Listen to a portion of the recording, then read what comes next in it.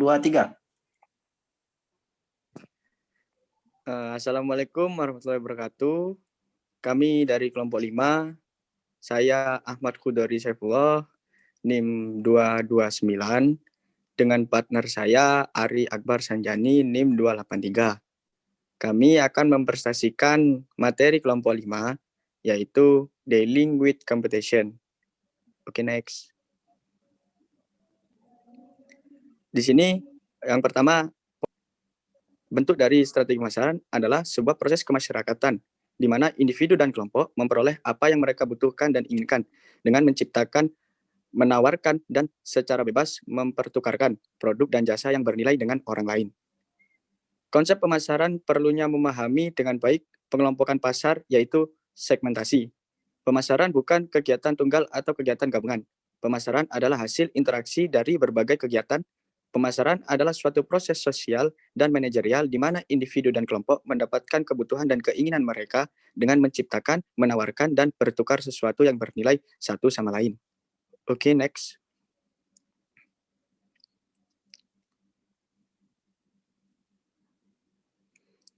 Lalu di sini ada pengertian strategi pemasaran.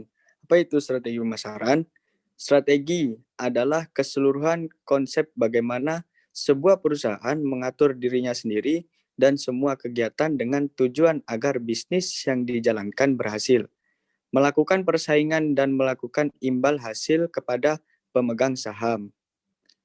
Sedangkan di sini ada pendapat lain mengenai strategi pemasaran, yaitu serangkaian tujuan dan sasaran, kebijakan dan aturan yang memberi arah kepada usaha-usaha pemasaran perusahaan dari waktu ke waktu pada masing-masing tingkatan.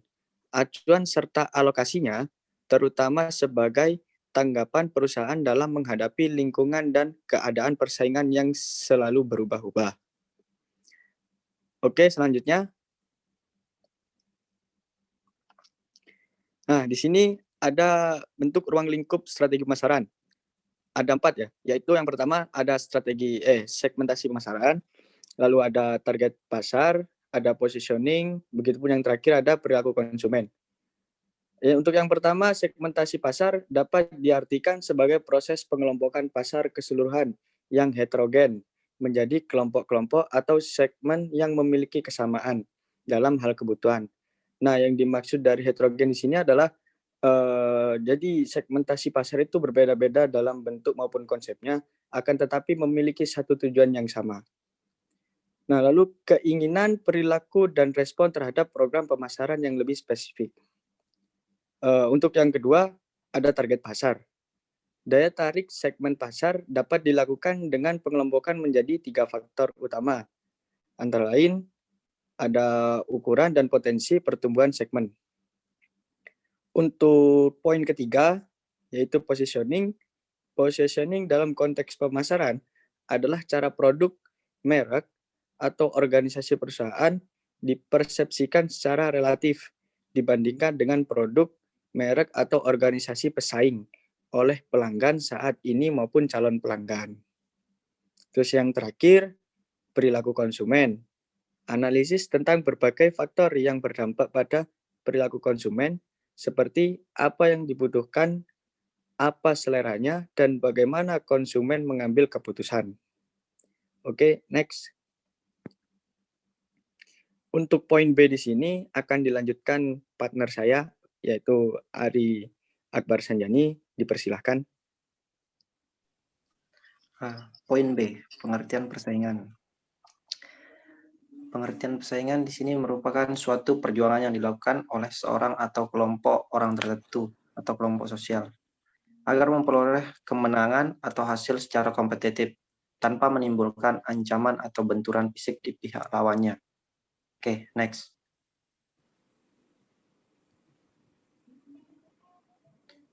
Berdasarkan penelitian yang dilakukan, terdapat karakteristik agar sebuah pasar dapat dikatakan pasar persaingan sempurna. Memiliki 5 poin. Yang poin pertama, semua perusahaan memproduksi barang atau produk yang homogenitas. Produk yang homogen adalah produk yang mampu memberikan kepuasan, kepada konsumen tanpa perlu mengetahui siapa produsennya. Poin kedua, produsen dan konsumen memiliki pengetahuan atau informasi yang sempurna.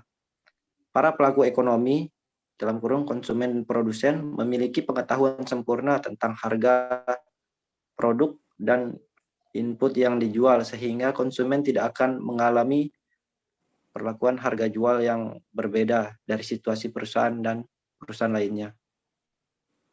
Poin ketiga, output. Output sebuah perusahaan relatif kecil dibandingkan dengan output pasar. Jumlah output setiap perusahaan secara individu dianggap relatif kecil dibandingkan dengan jumlah output seluruh perusahaan dalam industri. Poin keempat, perusahaan menerima harga yang ditetapkan pasar dengan menjual produknya dengan berpatokan pada harga yang ditetapkan pasar karena perusahaan tidak mampu mempengaruhi harga pasar.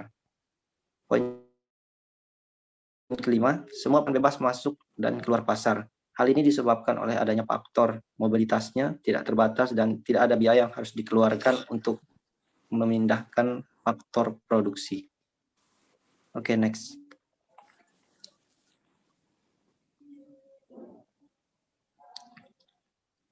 Poin yang C, faktor yang mempengaruhi persaingan bisnis. Berapa harus yang dipahami dalam dunia bisnis, yaitu apa saja yang menentukan iklim bisnis dari waktu ke waktu. Ada 3 poin. Yang pertama investasi, yang kedua pemerintah, yang ketiga lingkup ekonomi. Yang pertama investasi. Investasi ialah penggunaan sumber-sumber yang menciptakan modal baru. Investasi biasa berupa barang dan brand. Dengan investasi tersebut, perubahan akan mempunyai modal yang akan digunakan untuk biaya operasi. 2. Pemerintah. Pemerintah juga dapat berperan sebagai pengelola sistem bisnis. Pemerintah melalui kebijakan fiskal atau moneter dapat mempengaruhi kegiatan bisnis. Contohnya, adanya pajak dari pemerintah. Poin 3. Lingkungan ekonomi. Lingkungan ekonomi yang mempengaruhi bisnis perusahaan diantaranya adalah tingkat pendapatan per kapita, kebijakan pemerintah, dan neraca. Contohnya, keadaan pasar, apa yang diminati saat ini menjadi daya peningkat akan suatu bisnis. Next.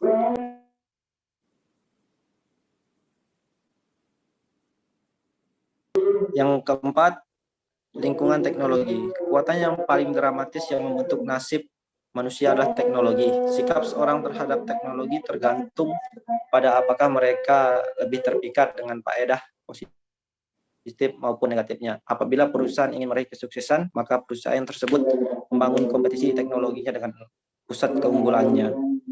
Poin kelima, faktor persaingan pasar. Pada kenyataannya di Indonesia banyak sekali bisnis-bisnis yang saling bersaingan untuk dapat menguasai pasar sehingga mereka mendapatkan keuntungan yang maksimal. Poin ke-6. Faktor jenis bisnis. Dalam berbisnis tentunya kita harus memilih bisnis di bidang apa yang kita jalani. Dalam memilih jenis bisnis tersebut, sebaiknya kita memilih jenis bisnis yang banyak dibutuhkan oleh masyarakat, misalnya bisnis di bidang pertanian. Poin ke-7, faktor kondisi negara. Kondisi negara yang dimaksud dapat beberapa kondisi perekonomian, sosial politik, maupun pertahanan dan keamanan negara. Kondisi yang tidak menentukan bisa menghambat bisnis yang dijalani. Contohnya, saat terjadi inflasi, tentu saja kondisi ini turut mempengaruhi persaingan bisnis yang sedang dijalani.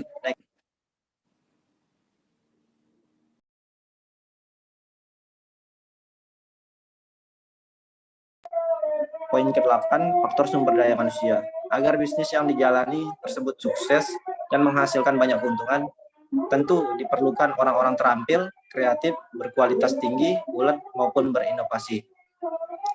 Pantang menyerah, mempunyai kemampuan bersaing yang tinggi atau kompetitif, sportif, dan pandai mengelola bisnisnya. Poin ke-9 yaitu faktor alam. Jika alam tidak bersahabat dengan kita, tentu kegiatan bisnis kita pun dapat terganggu. Oleh karena itu, kita harus memiliki tempat bisnis yang sesuai dan kita harus bersahabat dengan lingkungan serta jangan merusaknya.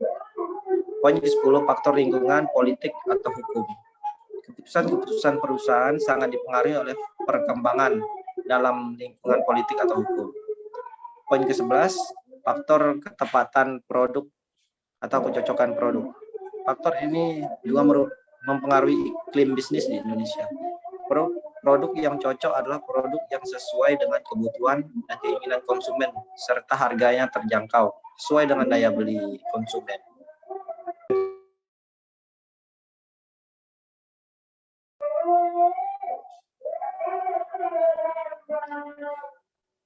Selanjutnya akan dilanjutkan oleh teman saya.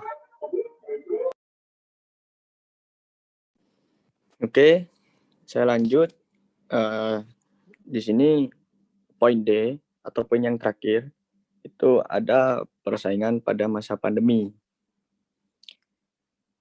Nah, di sini strategi bisnis yang tepat untuk memasarkan produk di masa pandemi COVID-19 ini adalah melalui media elektronik, di mana antara produsen dan konsumen tidak bertemu secara langsung pada suatu tempat, tetapi memiliki jangkauan pemasaran yang sangat luas. Dengan media sosial, pelaku usaha dapat memaparkan spesifikasi produk, kualitas, dan harga, sehingga konsumen dapat lebih leluasa memilih barang yang dibutuhkan sesuai dengan kemampuannya. Penerapan strategi ini menggunakan media sosial itu sangat relevan dengan kondisi pada masa pandemi COVID-19 ini. Karena seiring dengan pembentukan kebijakan dari pemerintah mengenai PSBB untuk mengurangi penularan pandemi COVID-19. Dengan karena itu, melalui media sosial, konsumen bisa melakukan transaksi tanpa harus keluar dari rumah dan sekaligus sebagai upaya dalam mencegah penularan COVID-19. Oke, next. Nah, berikut beberapa strategi dalam bersaing selama pandemi COVID-19. Antara lain, ini ada untuk konsumen ya. Jadi pandemi ini dapat dijadikan sebagai kesempatan untuk lebih dekat dengan pelanggan melalui media sosial. Komunikasi yang baik bahwa masa sekarang pengiriman barang hanya dapat dilakukan 2 hari sekali. Nah, bentuk 2 hari sekali itu lebih menekankan kepada pelanggan untuk mengingat produk kita, apa yang kita kirimkan mengenai 2 hari sekali itu. Jadi menanamkan ingatan kepada setiap customer. Lalu yang kedua, memberikan jaminan. Nah, bentuk dari pemberian jaminan ini adalah dengan memperkuat dalam proses pemesanan untuk menghilangkan keraguan atau kekuatan. Lalu di sini ada experience. Maksud dari strategi ini adalah membawa konsumen dengan pengalaman ke platform, termasuk strategi pre-order atau pengiriman gratis, free ongkir, dan lain-lain. Buat strategi komunikasi yang menarik audiens, karena jangan sampai konsumen hanya memikirkan pembeliannya saja tanpa menerima value dari brand. Oke, next. Untuk bisa bersaing dan bertahan pada masa pandemi COVID-19 adalah dengan memperhatikan beberapa hal berikut. Ini ada dengarkan dulu. Nah, dimaksud dengarkan dulu apa yang dikatakan konsumen, lalu kita tanggapi. Terus di B ada jadilah sensitif. Jadilah sensitif itu evaluasi kembali konten untuk nada dan pesan Anda yang ingin disampaikan. Lalu di poin C, bersikap transparan. Bersikap transparan ini berkomunikasi secara terbuka dan menerima umpan balik dari setiap customer ataupun pelanggan. Lalu di poin D, ada adaptasikan strategi Anda. Jadi mengadaptasikan strategi Anda berdasarkan perilaku baru, apa yang diinginkan konsumen, dan lain-lain. Nah, di poin C, ini bangkitlah untuk kesempatan yang baru ini. Ketika ada kesempatan, ya kita harus bangkit. Begitu. Oke, next. Oke, terima kasih. Begitu saja presentasi dari kami kelompok 5. Saya Ahmad Khudwari Saifullah, NIM 229. Begitupun juga dengan partner saya, Ari Akbar Sanjani. Mohon undur diri. Kurang lebihnya mohon maaf ketika ada salah. Assalamualaikum warahmatullahi wabarakatuh.